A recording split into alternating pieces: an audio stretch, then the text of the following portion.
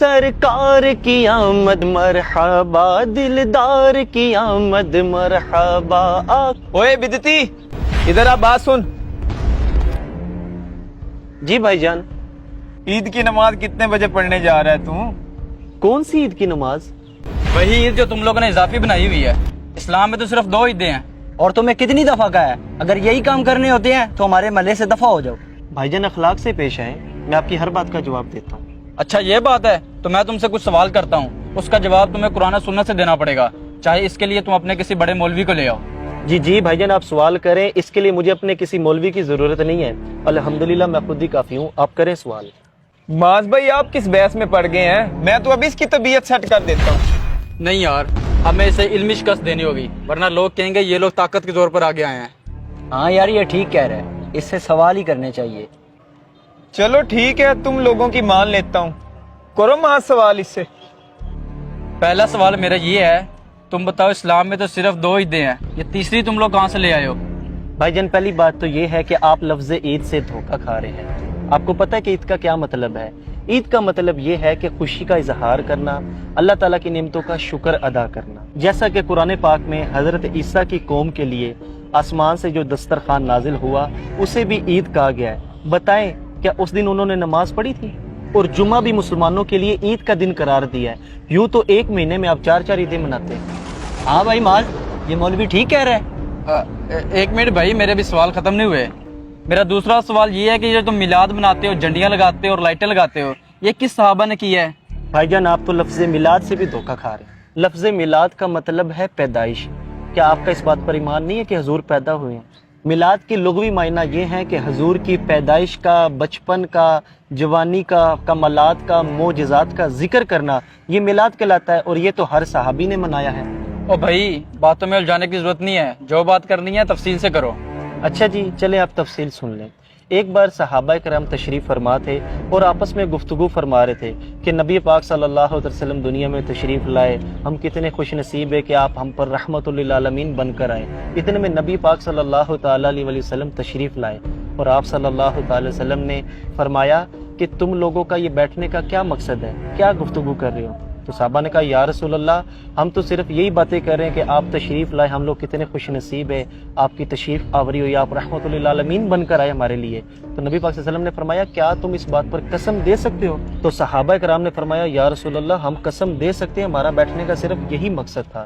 تو نبی پاک صلی اللہ علیہ وسلم نے فرمایا اے صحابہ میں نے تم سے قسم اس لیے نہیں لی کہ مجھے تم پر بھروسہ نہیں ہے، بلکہ اس لیے قسم لی ہے کہ ابھی کچھ دیر پہلے جبرائیل امین تشریف لائے اور انہوں نے آ کر فرمایا کہ یہ جو صحابہ آپ کے گفتگو کر رہے ہیں ان کا یہ انداز رب کو اتنا پسند آیا کہ رب فرشتوں میں فخر محسوس کر رہا ہے۔ آپ مجھے یہ بتائیں یہ جو صحابہ نے حضور کا ذکر کیا اللہ کو اتنا پسند آیا، ہم جو میلاد کی محفل میں حضور کا ذکر کرتے ہیں کیا اللہ کو یہ نہیں پسند آئے گا؟ معاذ یار کوئی اور سوال کر، مولوی تو یار ہمیں پھنسا ہی جا رہا ہے۔ پریشان نہ ہو، اب جو سوال کرنے جا رہا ہوں میں اس کا جواب تو یہ دے ہی نہیں پائے گا کبھی بھی۔ اچھا مولوی، میرا آخری سوال یہ ہے کہ جب دین ایک دفعہ مکمل ہو گیا ہے تو یہ جھنڈیاں لگانا، یہ میلاد بنانا، یہ دین میں اضافہ نہیں ہے؟ او بھائی جان آپ مجھے یہ بتائیں کہ نبی پاک کے دور میں کیا مسجدوں میں محراب ہوتے تھے؟ کیا اذانیں سپیکروں پر دی جاتی تھی؟ کیا قرآن پاک کے حروف کے اوپر زبر زیر پیش تھی؟ کیا بخاری، مسلم، ترمذی، نسائی، ابن ماجہ، ابو داؤد جن کے حوالے ہم بڑے فخر سے دیتے ہیں کیا یہ کتابیں موجود تھی؟ کیا یہ ساری باتیں دین میں اضافہ ہے؟ نہیں، ہرگز نہیں۔ تو پھر آپ عید میلاد النبی کو اضافہ کیوں کہہ رہے ہیں؟ میرے بھائی اصول یہ ہے کہ جس چیز کا منع نہیں نہ کیا جاتا اسلام میں وہ جائز ہوتی ہے۔ اچھا، جس چیز کا شریعت میں منع نہ ہو تو وہ جائز ہوتا ہے؟ اس طرح کرو پھر تم نماز میں 2 سجدے کی بجائے 3 سجدے کر لیا کرو، کیونکہ بقول آپ کا یہ منع تو نہیں نہ ہے۔ او میرے بھائی ہم عید میلاد النبی کو فرض واجب نہیں سمجھتے بلکہ یہ تو ایک مستحب عمل ہے، کرو تو ثواب ہے، نہ کرو تو گناہ نہیں۔ اور بھائی یہ جو آپ کہہ رہے ہیں نا کہ 2 سجدے تو تیسرا کیوں نہیں، اور بھائی وہ تو فرض ہے، میں تو مستحب کی بات کر رہا ہوں۔ اور میرے بھائی یہ جو میلاد کے موقع پر ڈھول بجاتے ہیں، لنگر پھینکتے ہیں، یہ بہت غلط کرتے ہیں، ان کو ایسا نہیں کرنا چاہیے۔ اور آپ نے کچھ پوچھنا مجھ سے؟ معاذ صاحب مولوی بالکل صحیح باتیں کر رہے ہیں، ہمیں لگتا ہے غلط بتایا گیا ہے۔ مولوی صاحب ہم آپ سے معافی چاہتے ہیں اور ہم آپ کے ساتھ مل کے میلاد مناتے ہیں۔ جی مولوی صاحب آپ بالکل ٹھیک کہہ رہے ہیں, ہم بھی آپ کے ساتھ ہیں. سرکار کی آمد. مرحبا.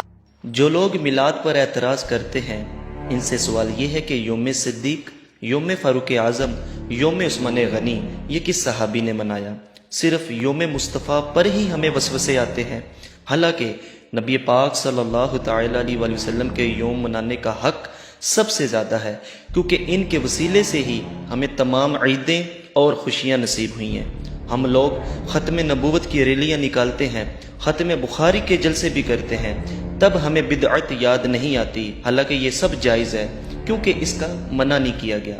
خدارا یہ نفرتیں ختم کریں اور جاننے کائنات صلی اللہ تعالی علیہ وآلہ وسلم کا دن خوب جوش و جذبے سے منائیں. اگر آپ کو ہمارا میسیج پسند آیا اسے شیئر بھی کیجیے اور ہمیں فالو کرنا مت بھولیے. شکریہ.